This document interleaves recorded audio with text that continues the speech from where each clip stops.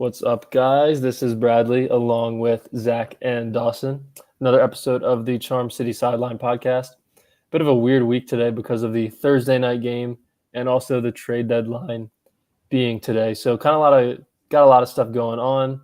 This episode will sort of be talking about the trade deadline overall and also previewing the Bengals game. So, sort of to start it out, Dawson had some thoughts that were very interesting talking to me and Zach before we went on, and I wanted to get more of those thoughts on air. Dawson, sort of your thoughts at the end of this trade deadline today. Yeah, I think I can speak for on behalf of the entire Ravens flock. I'm pretty disappointed in this trade deadline by Eric DeCosta, and I hate to say that because I'm a huge Eric DeCosta fan, as are many of us. And it was kind of disappointing. The Ravens are in the middle of their best opportunity to win a Super Bowl, I would say, this season, with an absolute generational offense and a defense that is lacking right now. And you had an opportunity to, especially today, but really the last couple of weeks, to go out and make a splash move or really anything to benefit this defense right now that is lacking on pretty much all levels. And I get the Trey White trade, and you obviously brought in Deontay over in the offensive side of the ball, but I think a Tre'Davious White trade means nothing to this defense. It essentially brings nothing. You got him for free, so that is a plus.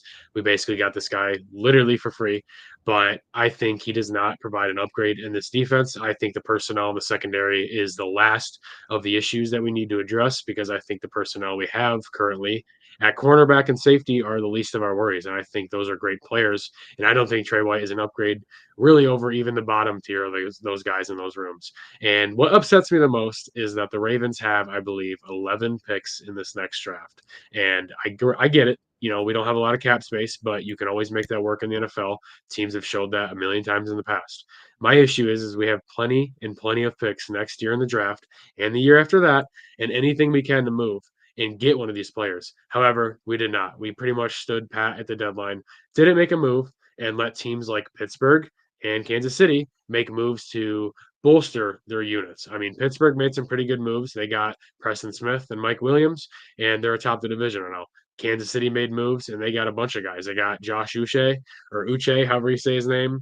Obviously D Hop, and they brought in talent to solidify these needs that they have. And the Ravens, unfortunately, didn't really do much. They kind of stood there, and now it's I like our guys, and we have faith in this unit to get better, which has not showed any signs of life really the whole season. So I hope Eric DeCosta knows more than us, which obviously he does, but I hope they can see something long term that we just can't see right now because it's kind of disappointing to go after this deadline with no new additions, especially in the pass rushing or defensive line room as a whole. I mean, at the very, very minimum, I would have been okay with getting Calais Campbell back in Baltimore for maybe a 6th round pick. I think that probably would have got it done. I don't really know what Miami was asking for a guy who's an aging veteran on a team that's just probably not going to compete this season. I don't know what Miami was trying to get for us or from us because the Ravens were interested in making phone calls. They were in on Azeez Ojulari. They were in on Marshawn Lattimore. They were heavily in on trying to get Calais Campbell back. And of course, they got Tre'Davious White. So I'm not sure what these teams are really wanting at this deadline. Clearly, way more than the Ravens wanted to give up. But I just don't realistically see how and why the Ravens weren't able to move on from one of these picks that we have next year and get a player that would bring in an upgrade immediately. We just have too many picks. And I would say right now, given the team that we have, we probably don't need 11 picks in next year's draft. And how many of those are even going to make an impact is kind of crazy to think about because realistically, right now, you have guys like David Ajabo, Adisa Isaac, Iman Marshall in the past. You got Tez Walker, TJ Tampa. In recent years, we just have all these mid-round picks, and these players just unfortunately never see the field. They're never given the opportunities, and they never really amount to anything. And eventually, they leave in free agency. They're shipped off, or they kind of just drown out in Baltimore. And it's unfortunate because you could easily trade these picks for a guy like Azeez Ojulari today or any of these players that were getting floated around in trade opportunities. And unfortunately, the Ravens didn't do it. I'm not sure why. And I just hope that it works out for them down the stretch and we don't, look back at this deadline and regret the decisions that we didn't make. So I'm just going to say I speak on behalf of all Ravens flock. I'm pretty disappointed with how this trade deadline finished out for Baltimore, man. But, I still have confidence in a lot in this team, but it kind of sucks because the expectations were pretty high. Anything to add on that front, Zach? I was very disappointed in not getting any pass rush or just D line help in general with the few of the injuries and bangs up that we've got. Um, let's say the Deontay trade happens today. I think we're all different, like emotionally level with this. The Trey White trade is a big name, right? Like 2-time Pro Bowl corner. The only issue, I believe, the last few games with the Rams, he's been a healthy scratch. He's not even playing. I mean, sure, you got him for a bag of chips, along with Deontay. So, I mean, props to EDC on that. But we're not sure this guy can even come in and play better than what we're seeing from someone like Eddie Jackson right now. Someone like Jalen Armour Davis, who's given his full effort, is just not that great of a player. So, I don't know. I'm happy with it. Sure. Like you get a seasoned guy. He's 29 years old. You'd think that it's a good trade just on paper. If you're any outside fan, you'd say, "Oh my gosh, the Ravens got Trey White. That's Pro Bowl cornerback. That's probably going to be a really big, good fit for them." And I'm not sure I'm super confident in it. I'm very curious to see. I assume he won't play Thursday, but something like next week, what his production is in a Ravens uniform. Yeah, I agree with basically everything both of you guys said. It's just you would like to see a team make some bigger moves when you're trying to win a Super Bowl. Like Dawson mentioned, the Chiefs getting Josh Uche, not sure, and DeAndre Hopkins. Just I mean, the Ravens made 2 moves as well, so it just feels like they didn't attack their biggest weakness, in my opinion, and I feel like that's And sort of yeah, was the issue. that's kind of the blueprint and the clear picture and why everyone's upset. It's not like it'd be different if the Ravens went out and did not make a move at all. And yeah, we upgraded a wide receiver, and I wouldn't say we upgraded a cornerback or a secondary at all, but it's annoying because they didn't address the clear and away obvious biggest weakness of this team, which is pass rush or just defense as a whole. I mean, sorry, but Tre'Davious White, like I'm not sitting here crapping on the guy, but it's like there's nothing going for him as right now as him coming in where I'm like, oh yeah, like this is an upgrade, like this is an impactful acquisition by the Ravens, like this is gonna change things. It's just in my eyes, it's not. We have 3 clear and obvious top corners on this team right now, and I realistically don't think Trey White's giving any of those guys a run for their snap percentages. And I don't know, it's kind of annoying because pass rush is a very, very bold need on this team right now, and we could even do the bare minimum of bringing back a guy for potentially a 6th round pick. I mean, it's kind of frustrating to think about, and I don't understand Eric DeCosta's plan. I got to think he has a plan. Maybe he goes after somebody in the free agent pool right now. I don't know who that would be and who it would make an impact, if any, more than anyone we already have. So it's very odd because I really, really was confident that Eric DeCosta was going to make a move to kind of shore up the up front on the defensive side of the ball. I really thought that was a very obvious weakness, and I really thought that was going to be priority number one, which you can't say, or I can't say it wasn't, because I'm sure he's called and flipped every stone. But at the same time, it's, when it gets to the end game, you kind of got to pull the trigger, and you give up a 5th or 6th round pick. Oh well, like what's that going to turn into in Baltimore? Like when's the last time we had a pick like that actually turn into something like really impactful? So I don't know. Eric DeCosta is really good at drafting for the most part, but same time, it's like, dude, these other teams are giving up mid-round picks with these, and it turns into a very impactful player for them down the line, and it's just really frustrating to think about and wonder why we couldn't do it.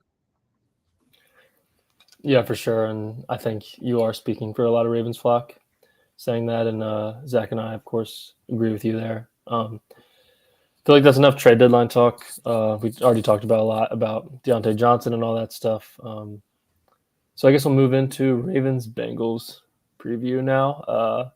It's an exciting one, guys. Thursday night, Ravens and Bengals played on Thursday night last year. Ravens got the win, so it'll be Bengals, who are 4-5 now, coming to Baltimore, who are sitting at 6-3, 8:15 p.m. on Amazon Prime. Al Michaels, Kirk Herbstreit on the call.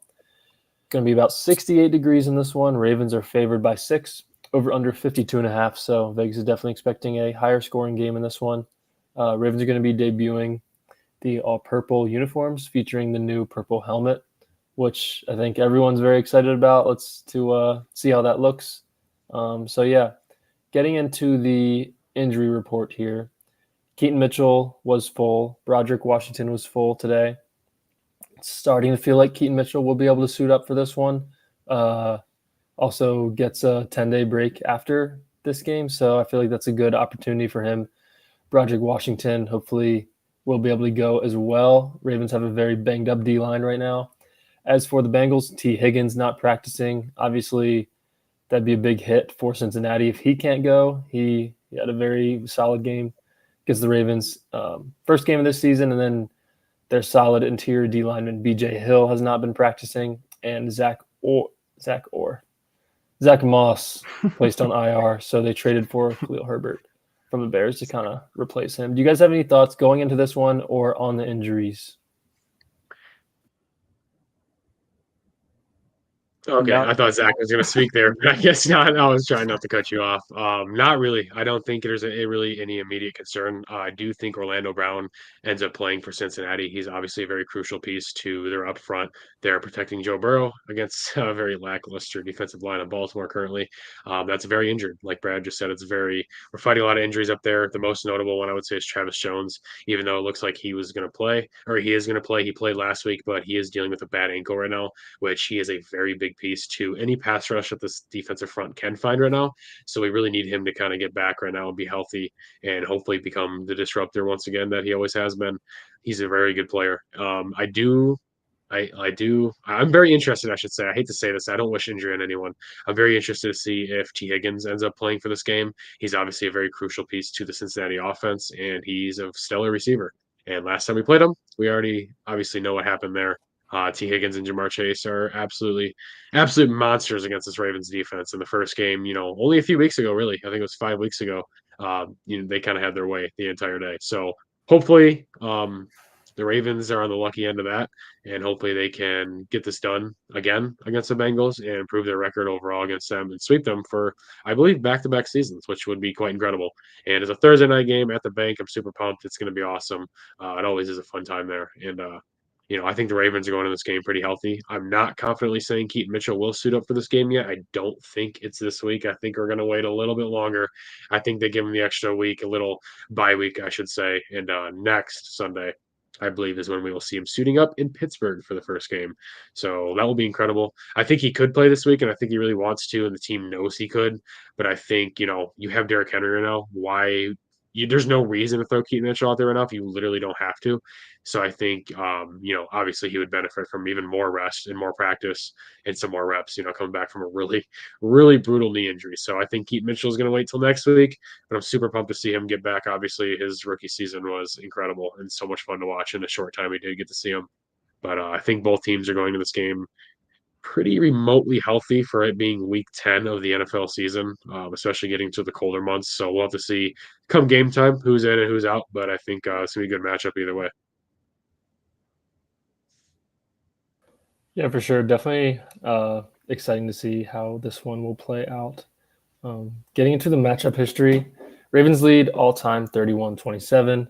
And here's where really the crazy stats come into play. Lamar versus Burrow is 5-1, and Lamar versus the Bengals is 9-1. Obviously, you have that Ravens 41-38 win in OT. In week 5 earlier this season, Zach, you got any thoughts, crazy memories from Bengals games? I know we probably already talked about this earlier in the season, but maybe any thoughts about Lamar versus Burrow or that game that happened earlier this year? Yeah, winning the first matchup was extremely important. This game, I saw as an ESPN headline that some people are calling it a must-win for both sides. Like, to determine, maybe if the Bengals keep winning, they could end up in the playoffs. Like, they're on a great projection right now. The Ravens obviously winning.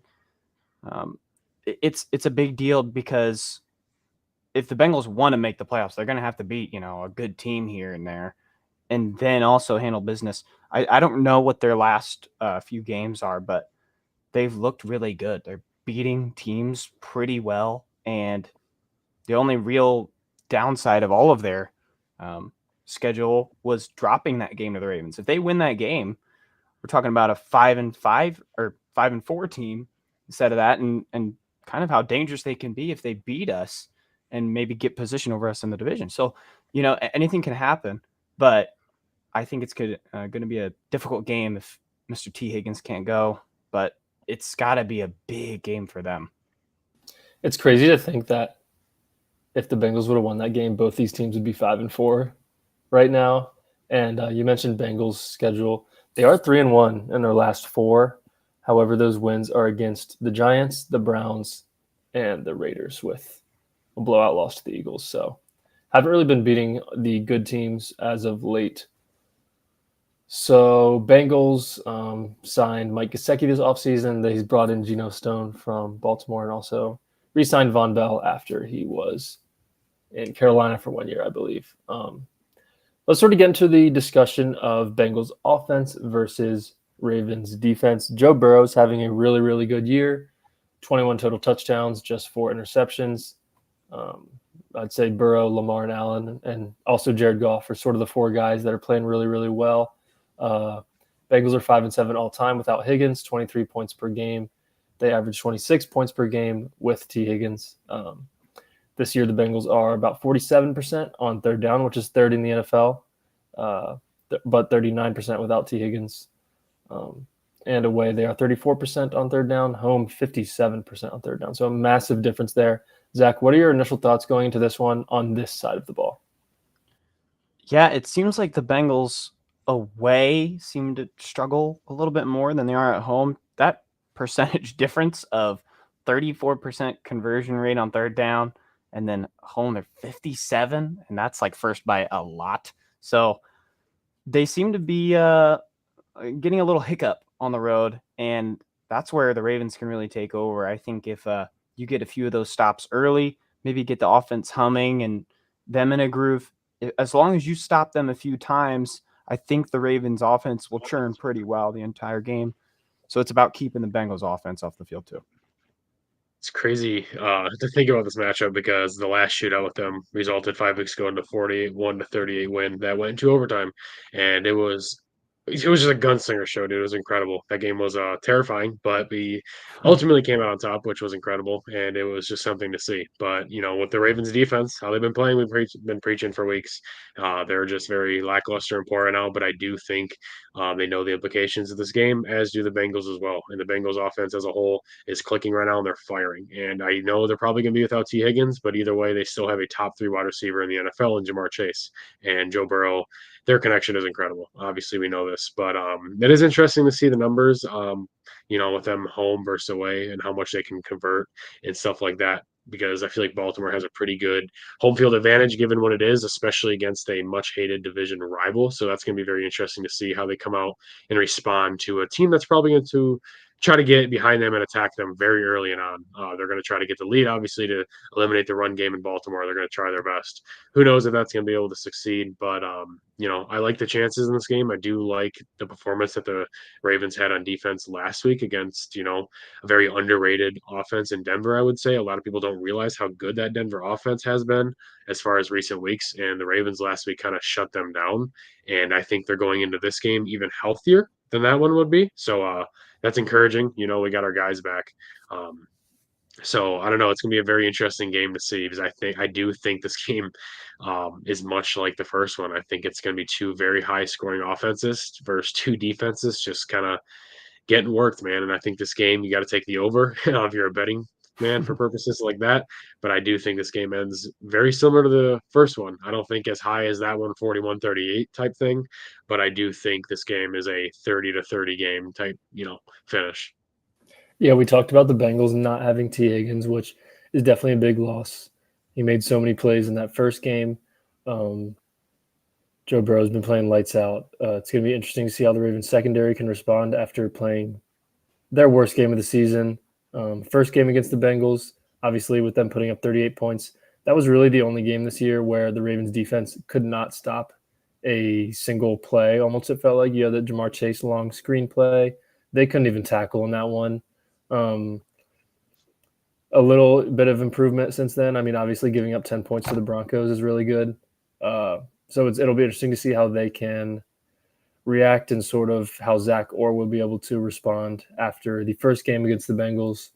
And also Zach Moss being out plays a little bit of a part. Chase Brown was sort of the lead back the last few weeks anyway, and also they bring in Khalil Herbert. So yeah,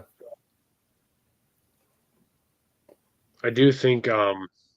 Actually, I'm just going to skip over that. That makes no sense to this conversation. Um, I'm very interested to see how, because we're going to shift over to the Baltimore offense versus the Cincinnati defense here. I'm very interested to see how the Ravens come out and attack this Bengals defense lately, because on the same side of struggling units, the Bengals defense has been right up there top of the list. They've been getting kind of worked lately, and especially on the road. The Bengals defense on the road has been pretty bad. I'm not going to lie. They've been very, very wishy-washy. They've been amongst the league's worst on the road, especially just overall too. And I'm very interested to see if the Ravens get Deontay Johnson involved this week a little more so than last week. He's kind of had a full weeks of practice now. Kind of interesting because Lamar hasn't been practicing as much, so I don't know as far as that connection and chemistry wise if that's even been established at all yet. So, but either way, I think we do see a Deontay Johnson workload this week, much more than last week, which will be awesome to see. Obviously, we talked about Keaton Mitchell potentially coming back, but I don't think that's going to happen this week. And then obviously, you got Derrick Henry, who's just going to full head of steam run through this team, hopefully again early and often, and hopefully be the closer in the second half, given the Ravens are up and have a lead. But this secondary in Cincinnati right now is very, very weak, and they lost their top corner, obviously, in our game that we know about, that even was there. So I would like to say that this is another game that the Ravens offense can just airmail and throw the heck out of the football, and hopefully Lamar can put up another 300-yard passing game. That would be incredible. I do think this game is set up in that nature for the Ravens to hopefully take advantage of, and I hope they do exactly that and take advantage of this opportunity. Yeah, shifting to that Ravens offense versus the Bengals defense stuff, like think about the production we've gotten from Zay and Derek and just Lamar the entire year. But Derek and Zay playing it the way that they are, I feel like the Bengals and Luanarumu and his like old school kind of defense where people talk about him in a very highly respected manner. If it's old school, that means you probably take away the number one option. So they're going to sell out for someone like Zay Flowers or Derrick Henry this game. Not saying that that's going to work, but they're going to try and take away one of those guys. And I think that means the other people have to step up a lot. There's stats for it, like 25th in points per game. They're kind of back end on both rushing and passing and defensive stats. So again, you can hurt them in different ways. And that's the kind of thing for their defense, is that if they're going to sell out on one thing, you're going to have to attack the other, which the Ravens can do. We know the Ravens can do it. It's made to do it, especially against this Bengals defense. And I don't know. I don't really see much that the Ravens can't do against the Bengals. I think it's all taking care of the ball. No like fumbles in overtime. I know we were talking about how angry we got about that before the show. But there's multiple things that you take away in last game, and it's a totally different outcome. It's a Ravens very certified win instead. I look for some production from the tight ends. I felt like they were really quiet last week, maybe some big conversions here and there, but this would be another big week for them to really get some big production. Yeah, as much as the Ravens defense couldn't stop the Bengals offense in the first game, the Bengals defense was even worse against the Ravens offense. And obviously we're looking forward to that happening again. The Ravens offense is more on fire than they were back then. So it's going to be a tough test for the Bengals. I don't know. Zach, you mentioned it. Like Derrick Henry, Zay Flowers, Deontay Johnson coming into the mix, Rashad Bateman. Likely probably won't go in this one, but that's sort of the only thing. It'll be, we'll see how they deal with Keaton Mitchell. We'll see how the Ravens use Keaton Mitchell. So, yeah. I'm calling this right now, and I promise you I would say this exact same thing even if Isaiah Likely was 100% playing this game. I think this is a big Mark Andrews game. It's prime time at the bank, alternate uniforms with Lamar against the Bengals. I feel like Lamar and Mark Andrews always have fantastic games against the Bengals, especially when they're at the bank. So I'm saying this even if Likely is 100% playing, because who knows? I don't think he's going to play this game. There's not really a reason to. I mean, he's obviously a big playmaker, but he's not realistically your tight end one. So I think he will probably sit out this for just, precautionary purposes. But I do think Mark Andrews really gets going in this game. He has been going for the last few weeks now. He's been actually really good, much like his old self, which is amazing to see because at the beginning of the season, a lot of people were worried, and I don't really understand why. I mean, I was a little bit for a minute, but then you realize it's Mark Andrews. Like, he's going to figure it out. The target share just wasn't there. The first 2 weeks, the team in general was a disaster. So obviously they clean that up, and now we're sitting at a 6-3 record. But I do think Mark Andrews gets going in this game, and I would look to him early and often to get this offense going. And if you get Mark Andrews going early, it kind of opens up the opportunities for the wide receivers in Zay Flowers, Rashad Bateman, and Dio John. But I do agree with that comment right there. I think Henry, this is a game where he could easily get like 20 plus carries. I think this is a game that they will ground and pound 20, 25 carries, I would say, for Derrick Henry. Any less than 18, I would be pretty upset with. Whether you're winning or losing, I don't care if you're down 7 in the third quarter. Run the football with Derrick Henry. He is a closer, and he is the best running back in the NFL right now. I mean, you can confidently say that. He is the best running back in the NFL right now. If you are down 7 points in the third quarter, I want to see him run, run, run. He needs to have 20, 25 carries in this game and be able to run away. So obviously, we all know there's been a lot of games this season where at the half, he'll have a 6 carry for 35-yard line, and everyone's like, oh my God, he's not doing it. And then he ends the game with like 15 carries for 160 yards and 2 touchdowns. It's just he's a second half demon, and we need to hit him early and often and just put our trust into him as we have the whole season. And he hasn't let us down yet. And I don't think he does this week. Yeah, for sure. It's almost weird to talk about like a matchup of Ravens offense versus Bengals defense when the Ravens offense has been so unstoppable and the Bengals defense has been so bad. There's almost nothing to say in terms of scheme or what the Ravens need to do when you're probably predicting that everything is going to work. So we'll see if that ends up happening. Yeah, my biggest stat to watch, Dawson mentioned the Derrick Henry carries. He had 15 last game, 92 yards, 6 yards a carry. I mean, shoot, that's freaking good. But on the other hand, Lamar Jackson had 12 carries for 55 yards last week. We didn't really see much production from him in the rush game. It's been a big topic in conferences, press conferences, and all that. This game, I think he's going to have to be a part of it. Really pull the Bengals defense in every which way that we can and really put the hurting on them points-wise like we did last time. Yeah. We had a comment from Matthew, who appears to be a Chiefs fan. He said, give Henry a lot of carries every game. Just make sure you abandon the run if you face KC in the playoffs. I don't really want to see Kansas City in the playoffs, man. I don't understand how they keep winning football games. Like, legitimately, I give all the respect to the Kansas City right now because obviously they're 8-0. But I legitimately don't know how that team is 8-0. Like, it doesn't make sense. They just don't lose football games, and it's so annoying to watch. But more than likely, if the Ravens obviously are going to go to the Super Bowl this year and make it in the playoffs, they're going to see Kansas City at one point. Again, like they always have been.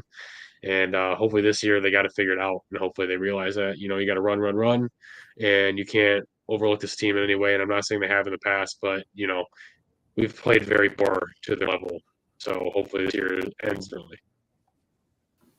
Yeah, definitely. And now we'll get into what the Bengals need to do to win, guys. X factor, whatever. Zach, if the Bengals want to come away with this win and improve to 5-5 on the season, sort of make this division a three-way race, possibly, if they can get this win, what do they need to do in this one? So I'm living in a world where T. Higgins is out for this game. If T is out, that means Mike Gesicki is in. If you got him in fantasy, he's got to be playing for you. I mean, last week, 5 catches, 100 yards, 2 touchdowns. Week before that, 7 catches, 73 yards. I mean, he's balling. Sure, last week they were humming like crazy. And if that means that you can continue that into a game where the Ravens, I believe, just in the last few years, we tend to give up a lot of yards to tight ends. And Gesicki is a part of that list. Let's say they don't get anything going with Jamar. Maybe we take him out of the game. They're going to get the ball to their other guys. Their other guys aren't necessarily really talented or big names, but you've heard of them. Gesicki is a talented guy, and he's a part of that list. And I think if he gets going, their offense is also going to stay going, and we probably get into a shootout again. I think that I live in a world as well with no T. Higgins, and I agree, Zach. I think there's a pretty good chance that he doesn't play. If he plays, I would be very, very surprised, and there's no way he'd be 100%. He literally has not practiced in like a week and a half. Given the game is literally in 48 hours, um, I don't think he's playing, and if he does, there's no way he's the normal T. Higgins at all, or even close. And I believe it's like a leg injury too. So, granted, that's not even happening. So, anyways, besides the point. I think Higgins doesn't play. The key aspect in this game, the Bengals want to win. It's pretty simple. Get Jamar Chase the football. With all due respect to the Ravens secondary, Jamar Chase kicks our you know what every single time. Get Jamar Chase the football, and you will win this game. That's really the only thing you can do as a Bengals that obviously that's their game plan every game, and as it should be. But you get Jamar Chase's football and a lot, you have a very good shot at winning this game. He is one of the best wide receivers I think I've ever seen in the last decade of after the football or after the catch. He is absolutely yards after a catch machine, and he just torments this Ravens defense. So if the Bengals get Jamar Chase, I would say realistically 15 targets, 10 or plus catches. He's probably going to go for a $150 on us with that stat line. Unfortunately, it's the truth. And I think you set yourself up very well to potentially win this game. But granted, you got another offense on the other side of the field that can do just that as well, just in different ways. So it's going to be interesting. I do think this is just a shootout to the end, like we said. I think we can all kind of expect a very high scoring lackluster defensive performance from both teams, but an absolute juggernaut from each team on offense. So it'll be interesting, but I think, their best chance is to just keep doing what they do, and, do what teams have done to Baltimore and do what they did in the first game around. And that's just torching a very uh, lackluster secondary in Baltimore. Yeah, and that leads us into what the Ravens need to do to win. And, I really don't see how the Bengals will consistently stop the Ravens. So that sort of leads me to just like not making dumb mistakes. We've seen a couple bad snaps this year. Obviously, love for that to not happen.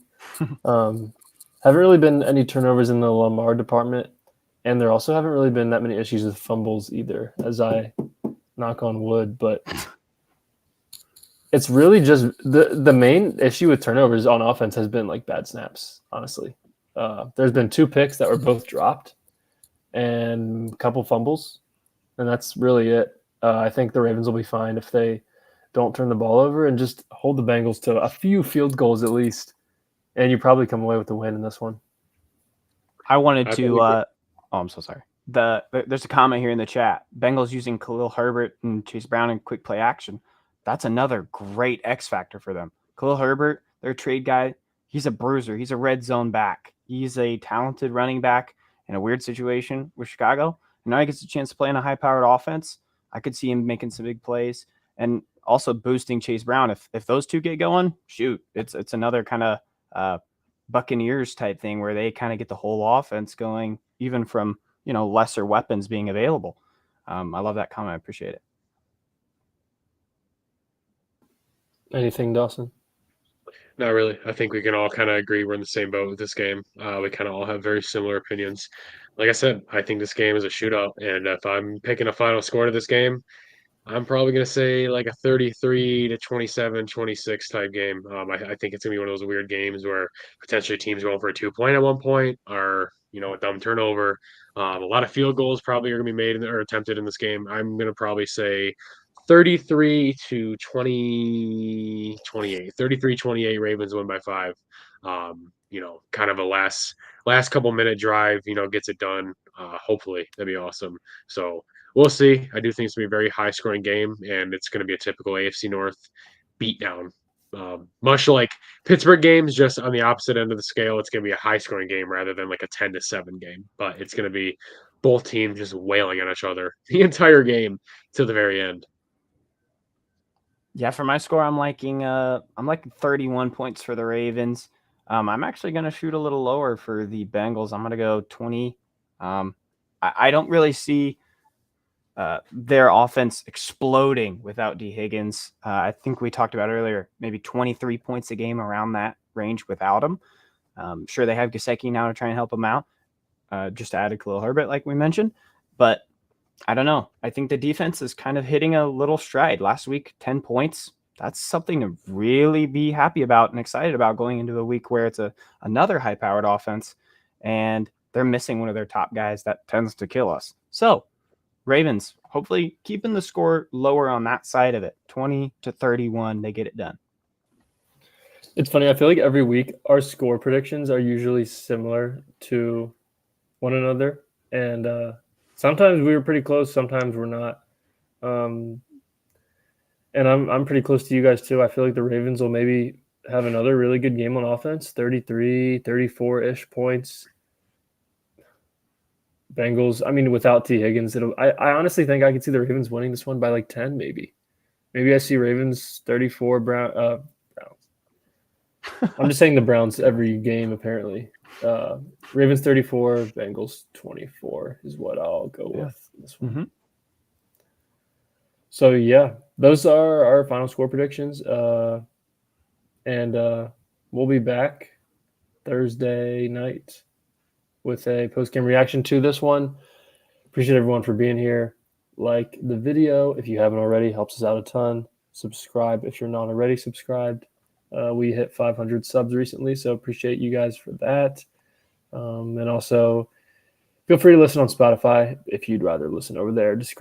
Link in the description of every video. And we'll see you guys in the next one. Peace.